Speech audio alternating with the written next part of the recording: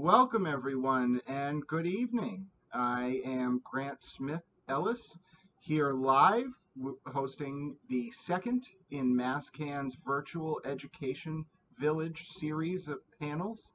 For those of you who have been following the developments related to these Education Village panels, we started them last week with an excellent panel on challenges facing small businesses, small cannabis businesses in the time of the coronavirus. You can find that on MassCann's page listed under videos from last week. And today we're going to have the second panel, which is actually a one-on-one interview, so a little bit of a change up in the format. And I am here today with one of the legends in New England cannabis, although he is a transplant, no pun intended, which I'm sure he'll tell us all about. I'm here with Rick Naya, and a lot of you who have been involved with MassCann, who have followed the excellent work being done in New Hampshire, Massachusetts, and elsewhere will know of Rick. But I'm going to give him a chance to introduce himself, and then we'll dive into a conversation. So welcome, Rick. Well, thank you very much. I greatly appreciate you, Grant, and everybody at MassCann Normal. Since 1989, these guys have been around in the forefront of cannabis regulation, common sense policy, holding legislative people accountable. And I want to thank everybody that's a member. And if you're not one, please join, because this is a great way to help not only yourself, but those of us that have been out there in the forefront. It helps us get everything that we need to be an instrument, like we call ourselves, like the brain think tank of cannabis policy in New England and specifically Massachusetts. So thank you very much for having me on. I greatly appreciate it. And for those of you who don't know me, I'm Rick Naya. I'm considered the great grandfather of American hybrid cannabis with the Gainesville Green. And I'm a staunch advocate here in New Hampshire, helped very much so with our medical program, our decriminalization, and onward to our legalization bills. I help hold the officials accountable and help with the data and the research with a number of different people who have been involved.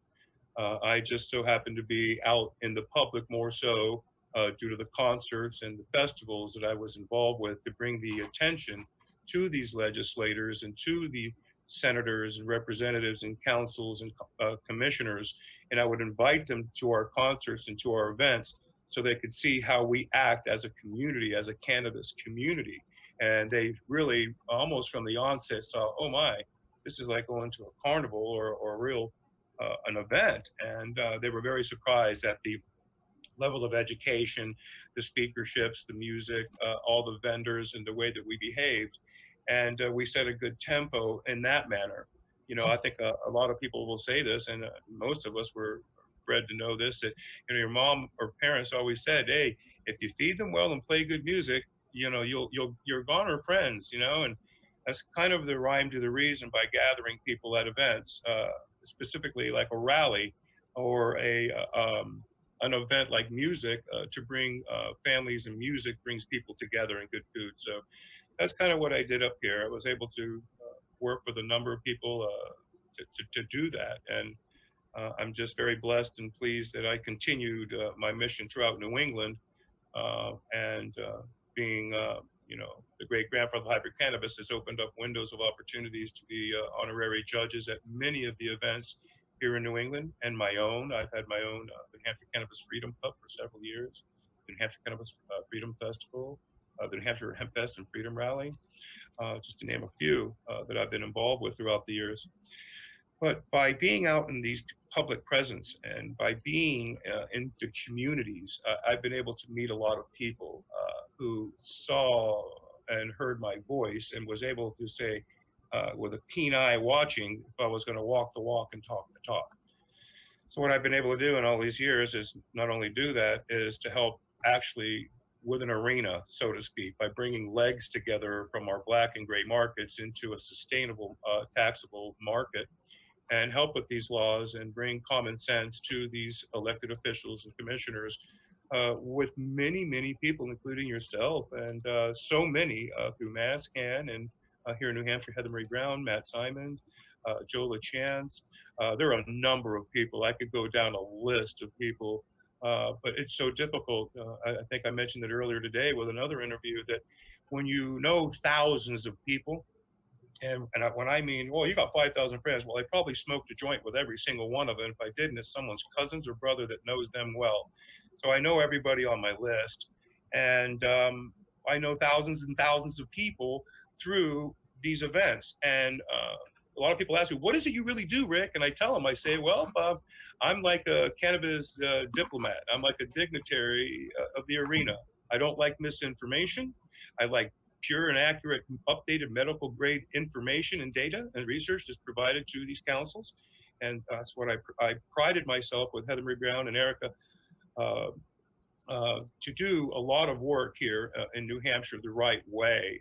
And without those girls and without me and us leading the way and learning other things from Massachusetts, from Maine, from Vermont, Rhode Island, Connecticut, Florida, Michigan, Oklahoma, Washington, California, I sat on the council and was considered and am probably New Hampshire's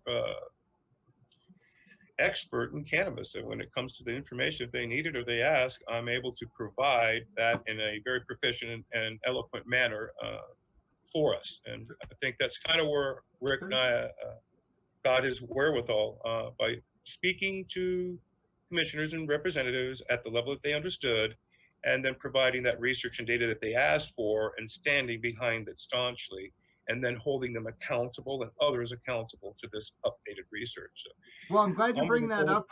I'm glad you bring that up, Rick, because I want to kind of pull out your story so wonderful and in depth. I kind of want to pull out some different parts of it, so I'll help kind of pull that out of your memory here, because something you talked about in the beginning of your introduction was how you initially came into New England.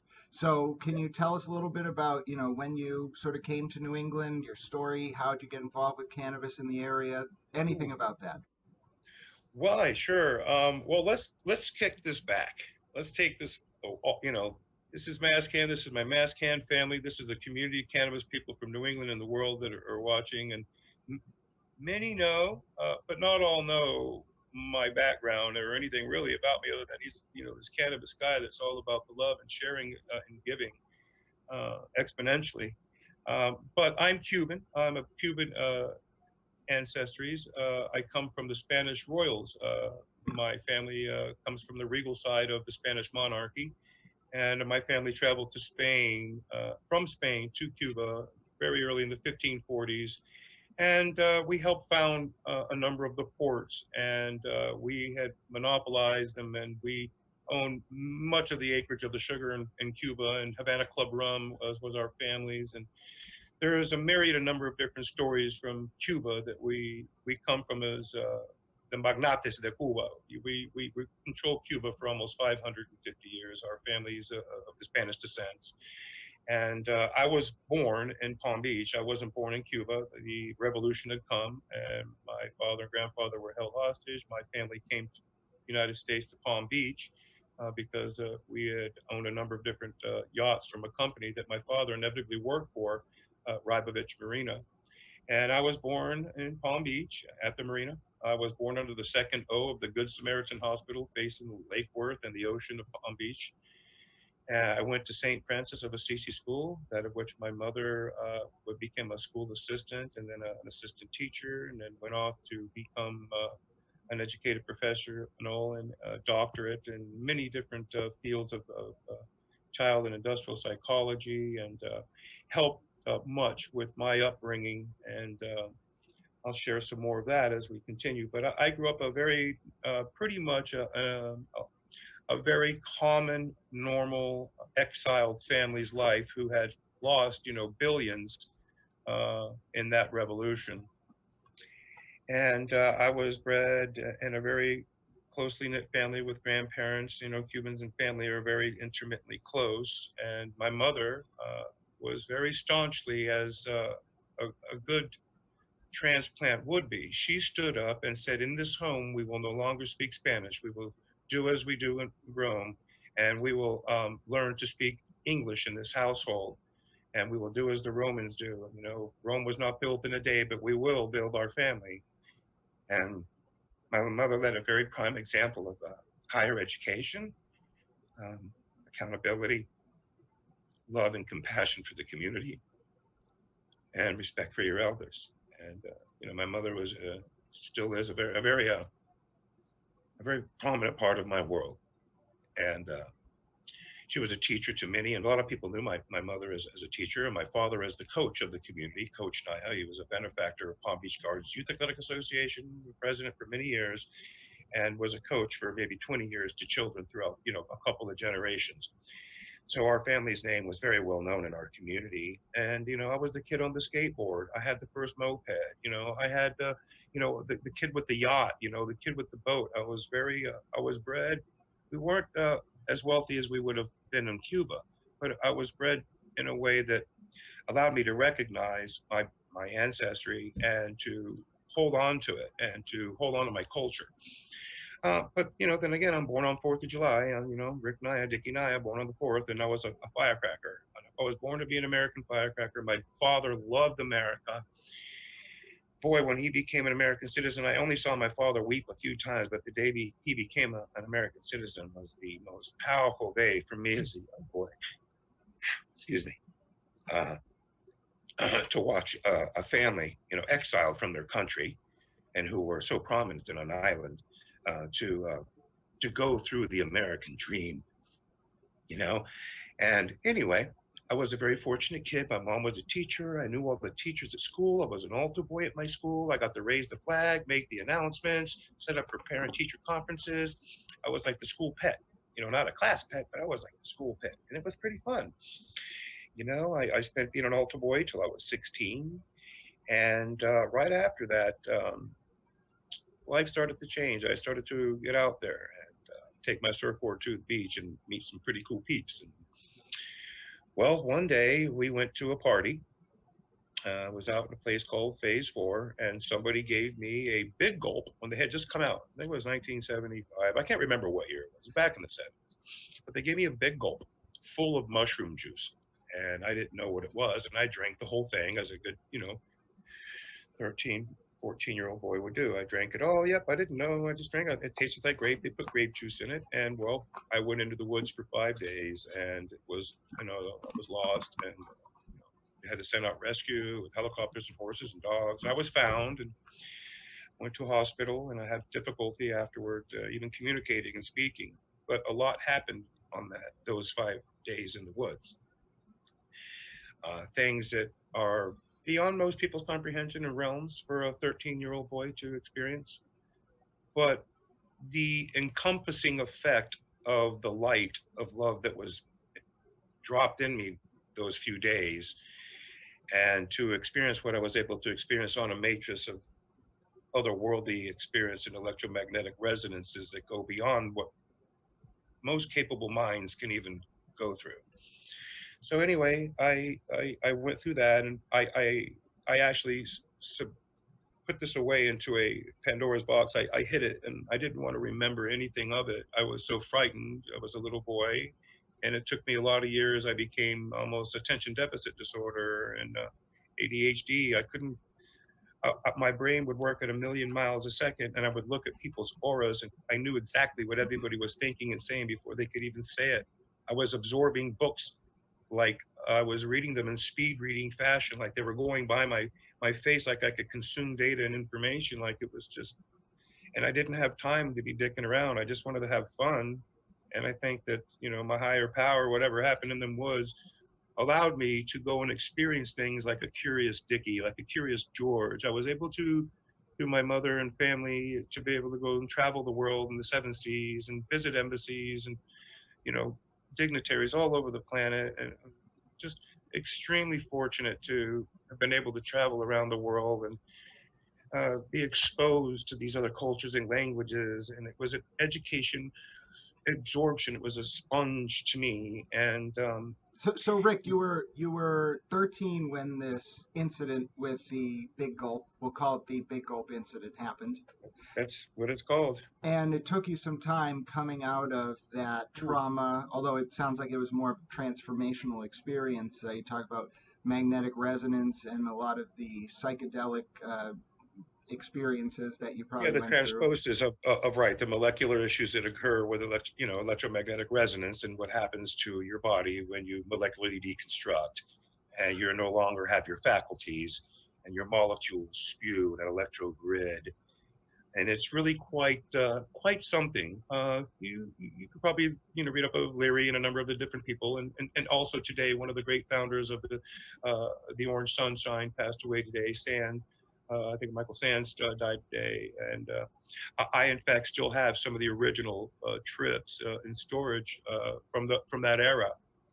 And yeah, I'm don't know what happened as a child. I didn't ever do it again for over 40 years. I didn't touch any psychedelics. I was off. Oh, I didn't need to because I was already encapsulated within some kind of protective aura. Something else, otherworldly, allowed me to go through life. And people that know me from my childhood and as I grew up through my years, they'll all tell you the same thing. It's like anything he did was like, make it happen. Let's do this. Let's do this. I'm going to race cars. Let's race a plane. Let's get boats. Everything I set my mind out to go and do, I achieved it in my own way. It wasn't like the socials, society's way. It was like I went with the wind and something kept telling me, do this, do that, do this. And everything I did was like, yeah, this is cool. And my life just seemed to unfurl itself. And the rewards of just being loving and cool would come back on me. These blessings, after reading many Bibles and many cultural religious manifestos and books, I learned that, the greatest power of all things isn't a religion. It's a molecule in a cell within us that we call the God gene. If you can find it within you, you'll think it's the two angels. You got the devil and the angel. They're talking to yourself. No, it's not quite that. It's the real essence of your being's genetic, I'll call it aliveness, the reason why you are who you are. And when you find that place within you, it's like, whoa, wait a minute. It's talking to me, not like my mind's talking, I need to do this, I got to do that. Not that subconscious kind of thought thing.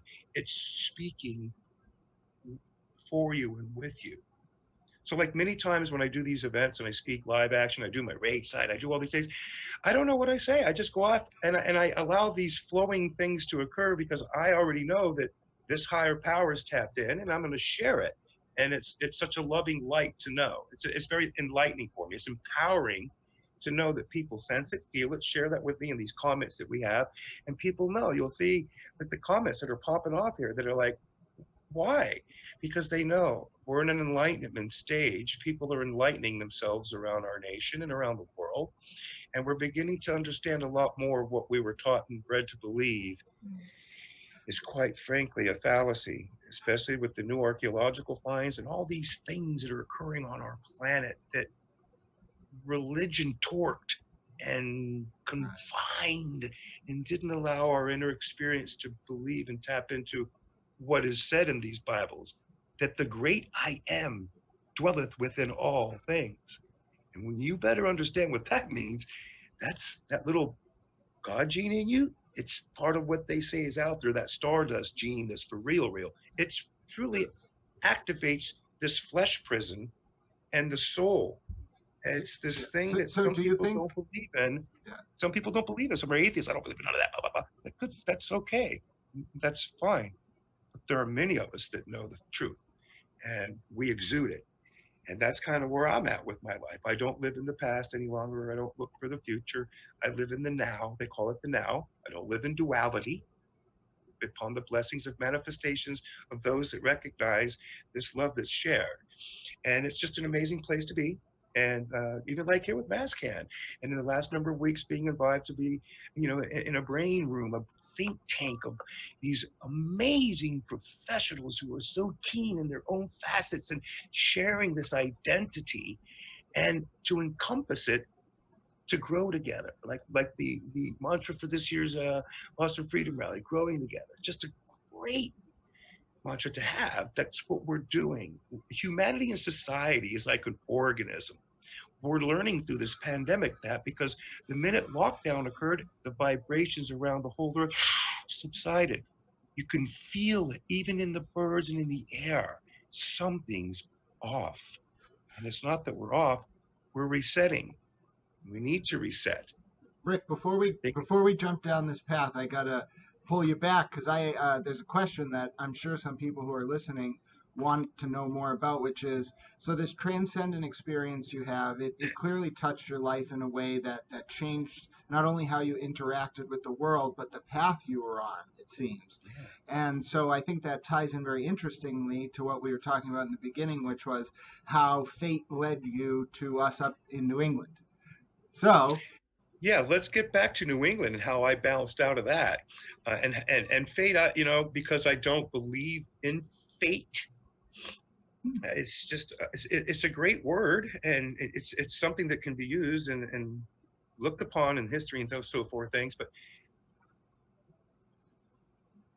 everything we do is through a choice we make. It's either left or right, up or down. We make this choice, but that's not going to actually always change your outcome. It's the mindset that you keep in this vibration of your heart and your soul that allows these frequencies, these electromagnetic vibrations to come off you, to tap into those positive things that come back. It's an amazing and an astonishing thing. All the Bibles will tell you, give and tenfold shall be received. Give and tenfold. If you can't give freely, what are you to receive? So by giving of this light and love, it returns in so many other ways. And very soon, I think a lot of people are going to be seeing that. But let's get back to what brought me to New England. I spent a lifetime in Florida, playing sports, being a playboy, fishing, flying, racing, just going to events and being a drug dealer and growing cannabis. I grew cannabis in South Florida for about 11 years. I had a great job working as a transportation trucking logistics expert, moving cargo and coffee all over the world. And money just came easy. Money was never a problem. So there came a day, I was married and we didn't have any children at the time. And but by the way, I did early on, right after high school, I met the girl next door, got married, had a kid. Didn't always work out, and I have a daughter, Amanda, who, God bless her soul, she's an amazing human being and just somebody that I'm proud to call my daughter. I mean, she's just an amazing person on her own, and just want to give her kudos. She's going to be working with me soon with my brandings and a number of different things. But I, had a family and then worked through industry and bobbed in and out of drugs and partying and just being a playboy, dicking around, blowing money, just not being wise. And my grandfather's died. My grandmother passed away. And my sister came down and saw me. She says, Dickie, you should come to New Hampshire. I'm like, New Hampshire, man, that place is cold. I only go up there skiing. I used to be a ski buff, so I just go everywhere all over the world and ski. Like, no way. She goes, please come up for Thanksgiving and just come and see, fall. And I was like, I needed a break. I really needed a break. I needed to save my life. And I came and I went to get a haircut and met a girl, auburn hair and green eyed, New Hampshire girl with her accent. And I just fell in love. And that was it. I went home. I retired from a career that I was in. And I moved to New Hampshire to be with a woman that I was deeply in love with and raised family and had businesses and got the children up and coming. And then again, life came. And how did you get involved with activism when you came up to right New after this Hampshire? divorce, I got into another divorce, and I knew I was at my weakest. And I basically gave up everything and walked away with nothing.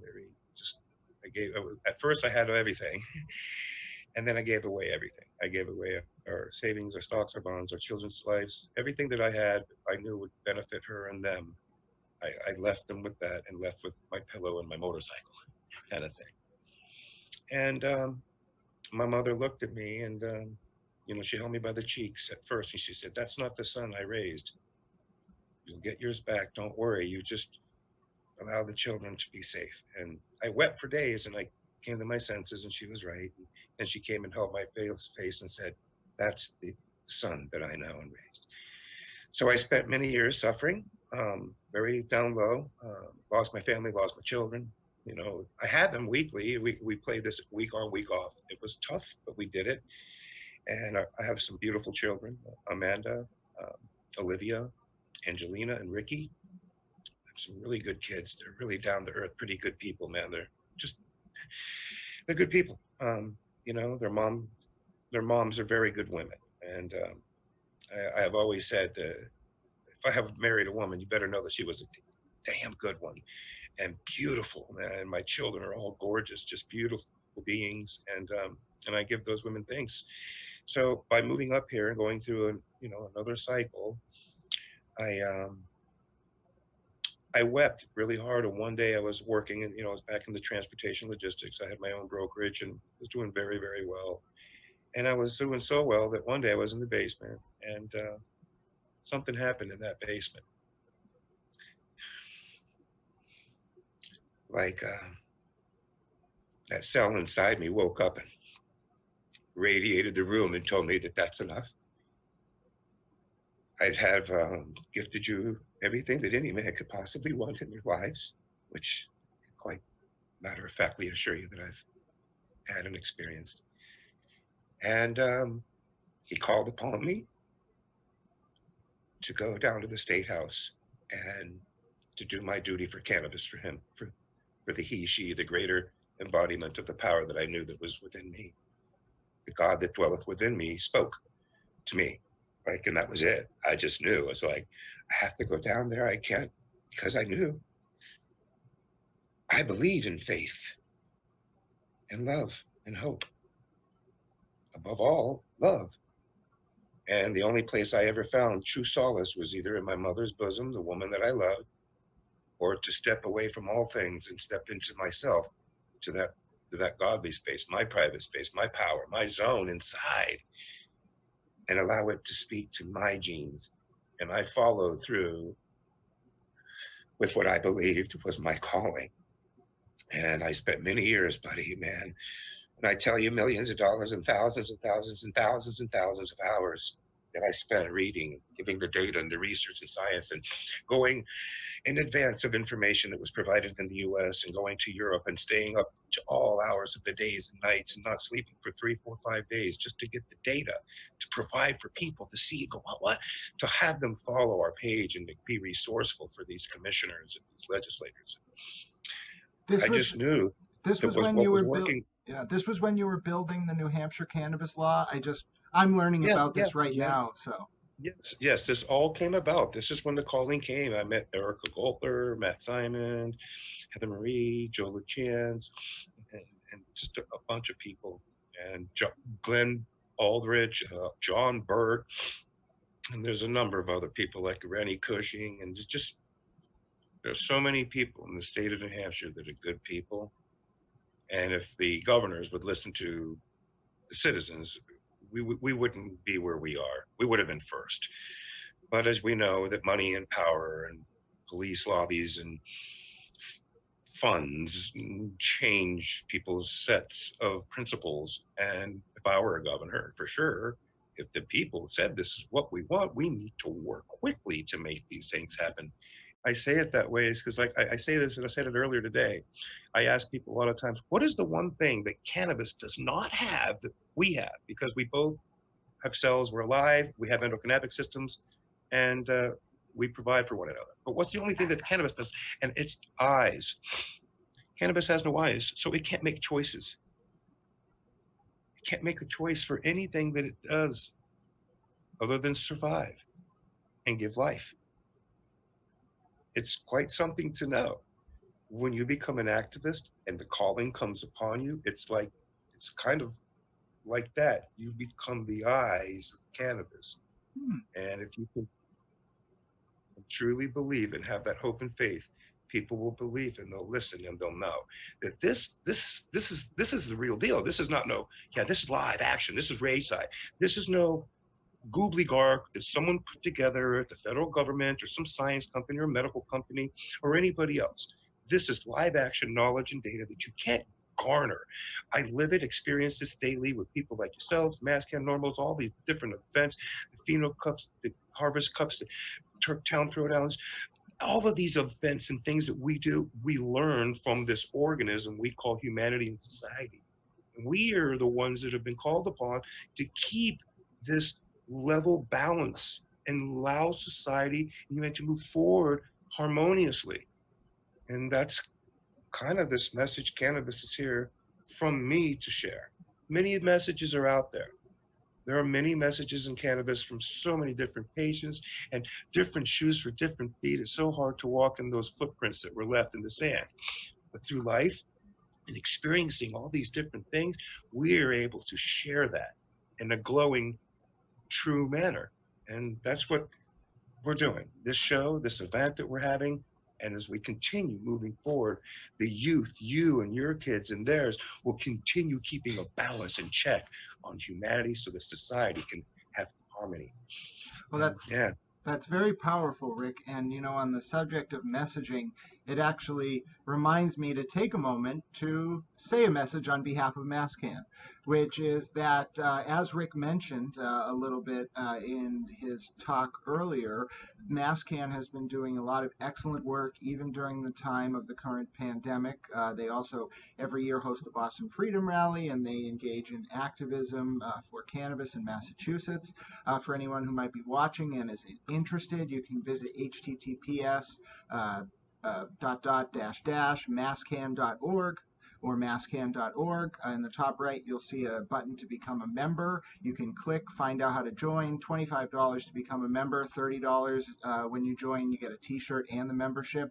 So folks can check that out. MassCan has also been hosting a daily 420 chat where wonderful folks from the local New England cannabis community like Rick, folks from the MPAA, folks from MassCan, and otherwise come together as a sort of brain trust of sorts, and we get to talk about all sorts of fun things related to local cannabis activism, politics, lawmaking, and other regulatory matters. So for folks who are interested in joining that, you can reach out to MassCan, or you can apply to join the private MassCan 420 Hangout group on Facebook. If you're allowed in, you'll then be able to get the Zoom link each day and join us for our chat. So with that station identification breakdown, and a huge thank you to MassCan, of course, and to the Virtual Education Village for putting this panel on today. Rick, can you tell us a little bit about how you found MassCan and the work you've done with them over the years? Oh my heavens. Oh my heavens. Oh, such a great question, Grant. When we began the New Hampshire Hemp Fest and Freedom Rally, there was a little bit of an outpouring and an outcalling and catcalling to Tom Brown and to myself for using the word Freedom Rally. And I early on took the helm to rebut this position of Freedom Rally being Boston Freedom Rallies or the Seattle Freedom Rally or any of the hemp fests. And we legally acquired the name. There was no reason where it's only a New Hampshire event. We weren't trying to ostracize or chase or degrade or pull away from anybody. And that was the choice that was Tom's. I didn't go down that road, but I had to defend us. And it took a couple of years of people realizing that these guys weren't playing, or Mr. Rick Naya, he was not playing with anybody, whether it be Mr. Flynn, whether it be it didn't matter. I was defending citizenry. You, me, anybody. It didn't matter. And I think they got to notice this about me. They're like, whoa, this. So they left us alone. And throughout the years, Bill and the old crew, this is going back 10, 15 years. And they watched. And I'd come and pop my head into a couple of black market events, gray market events. Hey, Mr. Rick, there's Rick Naya, man. And this is before I was the great-grandfather of hybrid cannabis, because that only happened a couple of years ago, mind you. They did the spectrometers and chromographs and found out what's the Gainesville Green started out the NL and the skunk, and how did all that come about? Right here, Mr. Naya. I didn't know that. And so that took on a whole nother genre of me. It was like, I'm an activist. I'm a hipster concert festival thrower goer, and I like to do my partying. Those that know me and love me, they know I'm real about what I do. I don't hide anything. And yeah, it's all come together, Grant. It's hard to explain all of it. It's a blessing upon blessing. You get, what I mean? It just doesn't stop pouring. giving so long, like the early guys in Normal. I mean, this has been around a long time. You get around them, you see this, you see our great beards, you know who we are. It's like, hey, Ricky, hey, hey. But MassCann reached to me. We reached out together. It was this thing that they knew inherently. I went to a NECAN event. It was lunchtime, and everybody was busy running around, going to get eat, smoke, take break, whatever. And I was doing my Rick Naya live with how I do on all of my events. I'm doing Rick Naya live action, and I end up on the second or third floor somewhere else in a corner. And I finish up, and I back up against the table. I bump up against the table. Oops! And I turn around and I look, and it's the MassCann table. There's one guy sitting there, and I film it. Boom! Done. I was finished because I had already did everybody. And the guy's just sitting there and he's looking at me out of the corner of his eye, like for real, not just out of the corner. He's doing it on purpose. Like, I know who you are, pal. And I'm looking at him. I'm like, hey, dude, right on, man. MassCann, you guys are cool, man. You guys are awesome, brother. And then I go, man, I don't know if you know who I am, but who are you? And he goes, oh, I know who you are. And I go, who are you? And I go, I'm Bill Flynn. And I go, oh shit. And we embraced like two kids at the baseball field after a loss.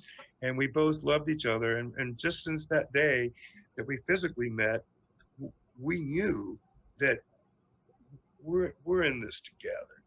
No matter where we're at in New England, the nation, the genetics that cannabis has portrayed, and again, the propensity that it has for those that have been chosen that understand that, is a web thing in that DNA fabric that we're part of and we're called to. And I think we know that.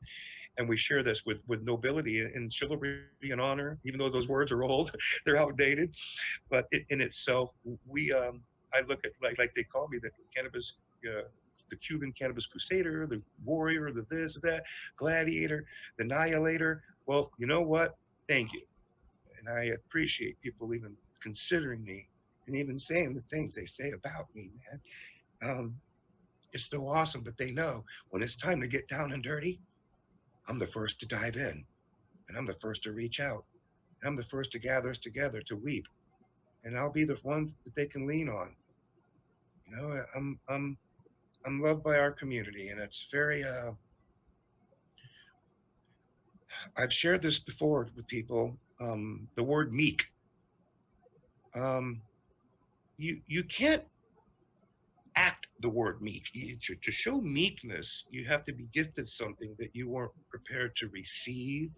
And it's when you actually receive it that this term meekness falls upon you. When you receive something internal, like you really do, and it draws on you. This industry has brought me to my knees with meekness and appreciation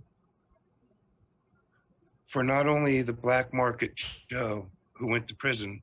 You know what I'm saying? My brother's out there in this world of cannabis. And for those of us who come from Palm Beach, who are educated, have the funds to help control and monopolize our medical industries and put together the good show and the battles that you've put forth to bring cannabis to where it's at. And then those of us in the middle who want it legal, who want to do it right, who have to battle like you, Grant, like myself, like Michael, like the girls here in MassCann, the whole team of people who truly are such the essence of why we can do what we're doing now and why the future is so promising, because of people like yourselves and others who have, whether medical, recreational issues that they want to take up with our commissions so that they can be heard. And if they're validated and they're good, we can bring laws to help make those changes. And it's like Michael said in our group, you know, it's so good to have such good people in our group that listen to those brainiacs, people who understand the greater picture of it all. And I'm just proud to be called, because they call me, hey, Rick, we love you. Can you be part of our group? We want you to be part of that and share your insight with us. And it's nice to be called upon that way. And I do it freely. I have for years.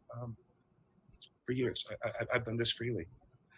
My rewards are coming. There's a lot happening here in the next several weeks. And I will continue to share more news as we move along the lines. And I want to share that with all of us, because without all of you, there's no empowerment for those of us that are called upon. So we get empowered by those that need the help, you know, like you with the masks, and just so many people get empowered by others that it's part of how our human organism works. Some lack it, some supersede and go beyond, and that's what makes us so special as beings, you know.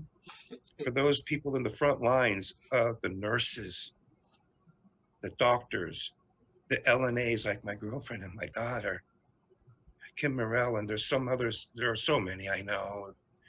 For all those nurses, male and female, and all beings that are out protecting and providing food and safety, and all those people out there, thank you. From myself and from my community and those of us that can't share this, thank you very much to the first responders. Without them, where would our world really be? Where would humanity crack its back and fall and backslide? For us, without those people, that we have a sense of humanity. So I really thank them. I give them so much credit, Grant. It's so important, Rick, and I think what you've hit on throughout this interview is sort of the universal theme of what it is that ties us all together as human beings.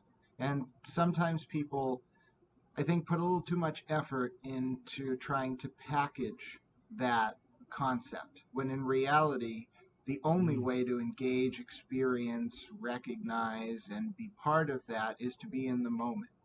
And so I think you've really been able to take us on a very unique and inspiring journey through that kind of perspective, because it's very hard to capture a person's essence in a discussion, in a paper, or even in a film.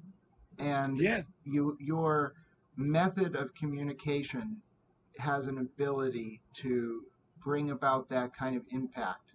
So it's a special gift you have, and I think you're very cognizant of that special gift. I think you're very magnanimous with your gift, and I think that's a sign that the work you've been called to do is larger than yourself.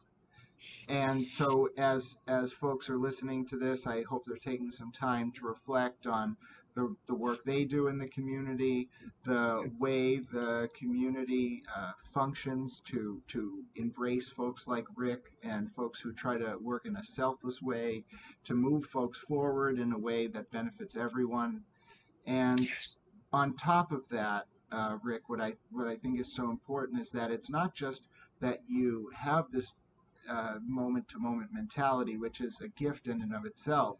It's that you're able to translate it into a political and regulatory system that is very antithetical to that experience. And I think that's the nature of history in some ways. You have an existing world order, and then you have its antithesis. And those two things combine, and we get a synthesis. But without the combining, which is folks like yourself and others, that synthesis doesn't happen. So maybe you can tell us a little bit about, I know a lot of folks are going to know about the progress we've made in Massachusetts on the medical front, the adult use cannabis front.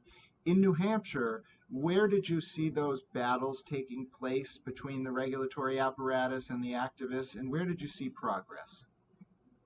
Okay, that's a very good question. To be very honest with you, we have an ultra conservative, reserved type of disposition in New Hampshire. Very friendly. They'll do anything for you. They'll come out of the woodwork with guns and help. These are people that are just all American. We have one of the largest populations of veterans and military people in the nation due to, first population. We're considered a police state due to the amount of people who are employed by state departments here in New Hampshire. And it's a known fact, we're the largest employer that we have. So it's a really difficult time. It's very difficult even for our Republican governor that some like, some dislike. I like on many or myriad of things, and a myriad of not. But for the most part, what we've had is battles with governors who have succumbed to other funds. And all the work that MPP has done, Matt Simon, all the work that I have done personally, all the work that Heather Marie has done, Erica Goldler has done, Joe LaChance, there's so many that we've done. And again, I've done a lot of it, but with the regulatory things. And the only thing that I have to share is that I had, a life, my children, my girlfriend, her son, our chickens and our dog. We had a life in a garden. And in the meantime, I subjected them to my calling.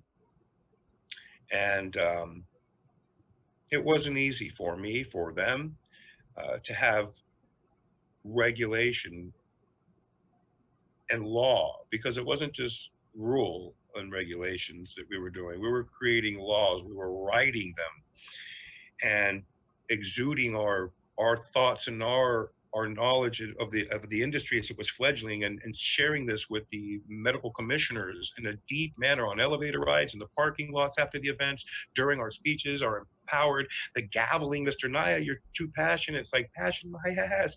You guys have listening. Here's the data. Why do you subject yourself to biased data? That's exactly what this is. Look at it. Look at this data. You can't tell that that's biased. And that's what we were doing. But this took years. And elected officials keep getting reelected and reelected. And we had to try to come together by going after the people that were being elected and reelected and putting them on the button. And that's what I started doing. I started calling them out like you guys would on Young Jerks, and going after this and going after that guy and this person and that one. And I just started doing it. It was like, you gotta go after them. That's not gonna help. Go get a picture of them while they're sleeping at their desk. I got pictures of people sleeping during our conferences with commissioners, and I would land base them and get 10,000 likes, and I would go after them on videos, and I would put them on the spot during election time and periods. I quite frankly had enough with the nonsense and the lies and the manipulation.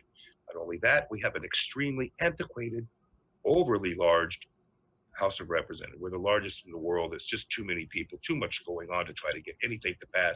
To get compromise on things is almost futile. And now that we're dealing with what we're dealing with in this world, it's very complicated. And in New Hampshire specifically, with having a state-run function business operati, socialism, and it's a foundation to it here. But we have to have some kind of curbs to hold it, because if you think that just the small business in New Hampshire, that the businesses that we have in the state can fund it all, it's an impossibility. We're on that verge now, and in several years, I think we're going to find out, oh my God, we're going to do something in New Hampshire, because we just can't keep doing it this way any longer. And it'll come. So can you explain a little bit about that, Rick? Because I think folks are very used to Massachusetts. A lot of folks obviously involved with MassCann are going to be Massachusetts centric. So folks who might not know New Hampshire, they say New Hampshire-chusets.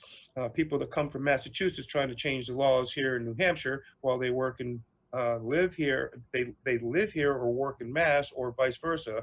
They want to have an input on what's going on in our laws. And we're such an old entrenched, the very first House of Representatives in the nations, all roads from the colonies led to Concord. Everything is entrenched here. So if you're not part of the circle, you are part of the group. They will know you're out, you're not in. Oh, you got billions? Well, you're gonna have to get in that county over there, and we'll push your ass. Just dump this money on these different departments, and we'll get you elected, and that kind of thing. Yeah, so there's a money stream and power plays that kind of work, but when you battle an activist like me, and you are Acreage Holdings, and you are Heritage Foundation, you are these different companies trying to come up here and take over our cannabis industry, I can assure you of one thing: it did not work. In fact, I was able to push back the opportunity for medical to not become recreational due to their 501 and their non-profit status. They can't do that. If they did, they'd lose their license. And there's a lot of stuff that we regulated with that. So there's a lot of stuff here in the licensing, the way it occurred, and the way we have it set, that we did good for the people of New Hampshire. We have a really good program. It was kind of too strict, overly strict, but they're lightening up, and I think they see that they could have a much better medical program if they just get these cards and give them. You know what? You want a medical card? Your doctor's going to give you one right there in the office. He's going to give you a little paper thing. It's going to go electronic, and you're done. What fee? You don't need one. It's done already, because you can still do that through HIPAA. DHHS has these. It's something that can be done. We don't even have to have fees for someone to be a medical patient. You should never charge somebody to be a patient. Not only that, no one's charged an additional fee to be a patient, let alone get the prescriptions. The idiosyncrasies of it all. It's just yeah, It's so but we true, deal. and you're not wrong, because even in states like Massachusetts that pride themselves on the advanced nature of their medical program, we only just got to the point where the yearly fee was waived. And doctor's appointments, although I was lucky enough to get one recently for only $100 through telemedicine, which is one to credit Massachusetts, they did just roll out the ability for patients to get remote telephonic certification, which reduces the price. I still had to pay $100, and for someone on a fixed income, I'm on Social Security disability. That is not easy. And on top of that, some doctors charge $350 to patients. That that's gouging. That's gouging. That's gouging.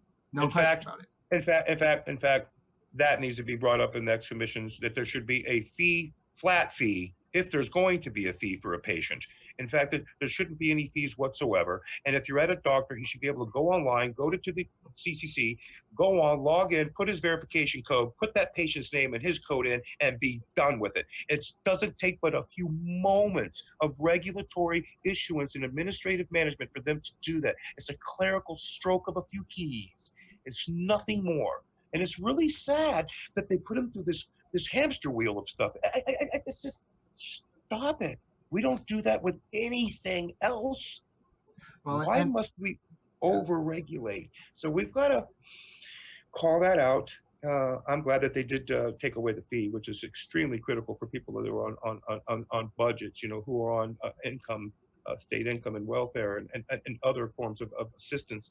They need every nickel to sustain themselves, let alone medical bills. So, like we've talked in the past, Grant, and I hope that in time, between myself, perhaps Andrew Muddy, and a few of the other growers, Alchemy League as well, that we're going to, for certain, take percentages of the cannabis that we grow and contribute this to whether it's going to be the medical dispensary or recreational dispensary that's going to be in control of giving this out to people who are pre-approved and from the state or from the actual grower caregiver that says, yep, he can go pick up there, he's good to go, that's his meds, good to go.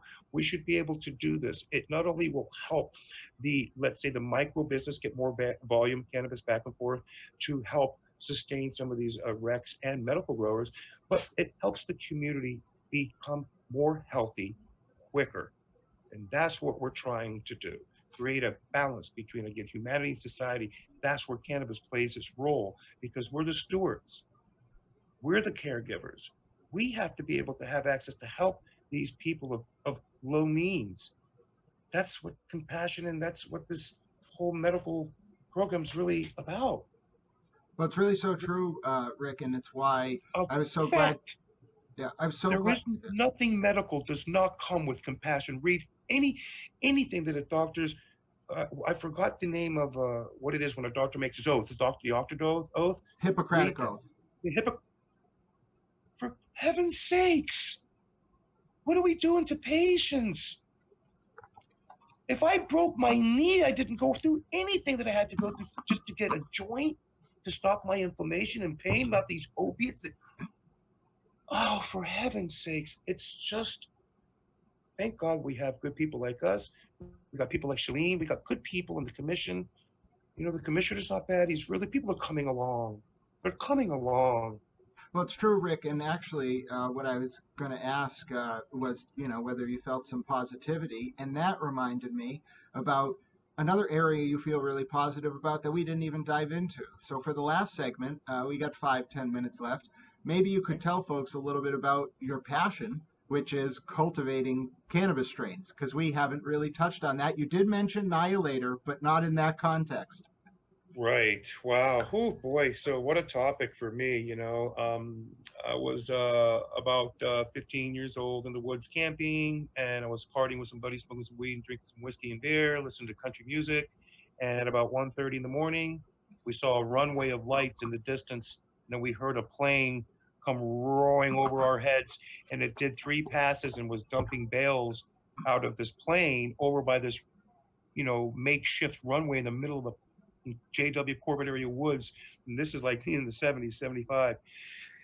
So anyway, they dropped, they left, everybody left. The next morning, we tiptoed over and it was like, oh my God, there's cannabis everywhere. So we went back, filled up the truck full of weed, and found a duffel bag full of Quaaludes, about 500,000 of them. So there we are, 15-year-old kids, woohoo! So of course, my parents are too, So I had to hide everything I did, everything. But in the meantime, I took some of that cannabis, I sold it. I asked a buddy and through my brother, hey man, can we get some killer weed from Hawaii? So he went to Hawaii and came back with 2 ounces of Maui Wowie. Within the Maui Wowie, 2 ounces, two seeds popped up, one grew. I planted them next to the Colombian.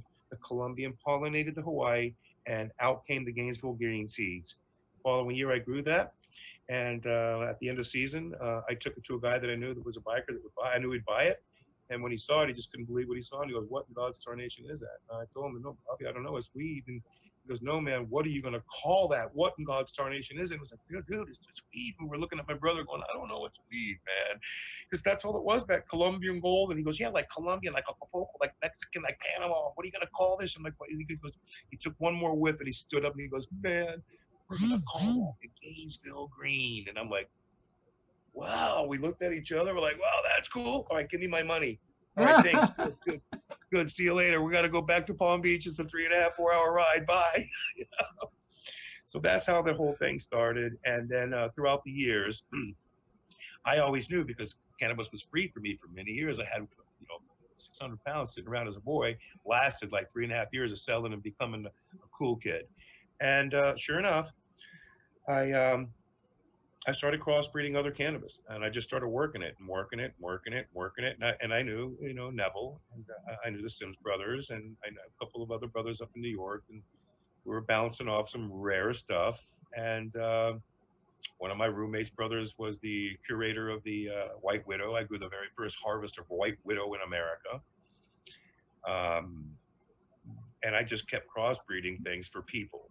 I had to keep my mouth shut. It was so hard for me. I mean, people don't understand. Talk about James Bond, quiet, like hiding. I'm talking wicked, under the scope hiding. No one even knew. For 11 years, I grew 400 plants of cannabis in two separate houses. No one ever knew it. That's how quiet it had to be. It was so, so scary. I did it. I just went for it because I knew out of sight, out of mind. If they catch me, who cares, man? I'm an activist. I'm growing weed and medicine for people. That's how I felt. I really didn't give a shit. And little and lo and behold, here we are 40 years later, like, what in God's tarnation have you done? Oh, I'm just creating rare earth cannabis and traveling around the world, picking up rare weed when I travel. Like, they had this company, Narjan, in Amsterdam, the Sensi Seed Company, Seed Bank, going around the world buying seeds with his buddy there, and they were have a TV show, The Seed Hunters, and I'm going, hey, you guys are about 15 years late. I've already done all that. So I'd already done a lot of the things that they were searching for and kept them and saved them, and I hid them. And now myself, my elite legacy group, Nacho Contreras, Jeff Vachon, and myself, are going to start recreating them all. I'm going to recreate the Gainesville Green now. I'm in that process. And we're going to recreate a globe of brand new otherworldly rare earth hybrids, unlike the world has ever had, because I can recreate my original. That means I'm recreating a whole new globe of hybrids. And I'm only going to choose the very best of the world, the best, rarest heirlooms and land races that we know, from the best breeders and cultivars that we know, cup winners and friends of mine. And you'll be seeing a lot of that on a couple things I'm going to be working on here in the next few weeks, and I'll share that with the world and the nation. And as we move forward with the Elite Legacy Group, Annihilated Brands, and Allele Cannabis. Well, thank you, Rick, for segueing, because I was just about to ask you, as folks have been watching, they probably want to know if they're seeing you for the first time, where can I find out more about this fascinating man? So where can folks follow you? Where can they find out more about you? Well, people always ask me for my business card when I'm at events, and I because what I tell them, I say, well, you can find me on Google. You can Google Rick Naya. You can go on Facebook and type in Rick Naya. You can go to Instagram, and I am NH Cannabis Freedom Festival. It's a little long, but it's my Freedom Festival page. Haven't been on it a little while because I've been so busy on Facebook and all of these Zoom meetings and so many different events around the nation that are coming. I'm really going live, so to speak. Rick Naya Raid Side Live is coming too. the nation. And I want to thank everybody just for allowing me that space and just to be myself, to be you and your voice when you're not there, so that you know I got you and I got your back. I've got you covered on all levels, whether it be at the administrative level, the legislative level, at the events, out back around the corner, puffing down. You have a friend indeed with weed, and you certainly have a friend indeed with Rick Naya. Well, that is absolutely inspiring, not just your rhetorical, syntactical precision, but also everything you've shared with us I today, love it. not just on behalf of MassCan, but on behalf of myself, Grant Smith-Ellis, as a local activist in Massachusetts. It's inspiring to have been able to talk with you today, Rick. You're one of the most magnanimous and genuine people I've ever had the chance to talk with. I'm grateful that I've had the chance to meet you and to have you in my life. And I look forward, going forward, to continuing to learn from all of the information and all of the vibes that you've learned about over the years. So Well, I'm very grateful, and on behalf of MassCan as an organization, thank you very much. Again, as a reminder, this has been the MassCan Virtual Education Village, our second panel. This has been an afternoon with Rick Naya, the great grandfather of hybrid cannabis, and we just learned a little bit about that story. So now you know about the Gainesville Green. And on top of that, there will be more panels coming. So keep an eye on the MassCan Facebook page. You can follow that MassCan on Facebook, or you can follow MassCan on Instagram. Furthermore, the Virtual Education Village can be found on the masscan.org homepage. You can find it under the top tab, Virtual Education Village. Each panel that's done, whether it's myself hosting or someone else, will be listed on the page in order. As I said, the panels now are in their second week. We expect 8 to 10 panels over the next month or two. So if you've been involved, you've been enjoying the panels, keep your eye out. Beyond that, as we talked a little bit about earlier, if you like this content, please consider becoming a member of MassCan. You can join on the webpage. We'll include a link in the description of this video and in the comment section. $25 to become a member, $30 to become a member, and you get a free shirt as well. On top of that, you can join our daily MassCan 420 Hangout chats that can be yeah. found in our private Facebook group. And with all of that said, thank you very much for being involved in the local cannabis community. Please feel free to reach out to any of us, myself, Rick, anyone at MassCan, anytime. The way this community gets stronger is when folks get involved, take the initiative, and are willing to put themselves into new situations and fight for the community. So again, thank you all for watching. I hope you all have a good evening. And to Rick Naya, to MassCan, the board of directors, everyone else, thank you for allowing me to be your host this evening. Right on.